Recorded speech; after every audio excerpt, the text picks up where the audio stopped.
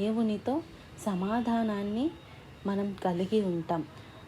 We will have peace with God. దేవునితో సమాధానం కలిగి ఉండటం.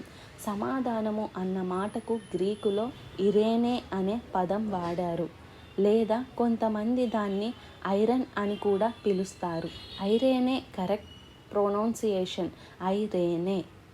పీస్ అనే మాటకు గ్రీకులో వాడబడిన పదం న్యూ టెస్టిమెంట్లో, నూతన నిబంధనలో ఆ పదం సుమారుగా 92 సార్లు వ్రాయబడింది. సువార్తల్లో కానీ పత్రికల్లో కానీ ఆ పదాన్ని డైరెక్ట్గా 92 సార్లు మనం చూస్తాం. ఎంటర్ న్యూ టెస్టిమెంట్లో ఓన్లీ పాలిస్ లెటర్స్లో, అంటే పౌలు గారు రాసిన పత్రికల్లో 43 సార్లు కనబడుతుంది సమాధానం అనే మాట. 43 టైమ్స్ వీఆర్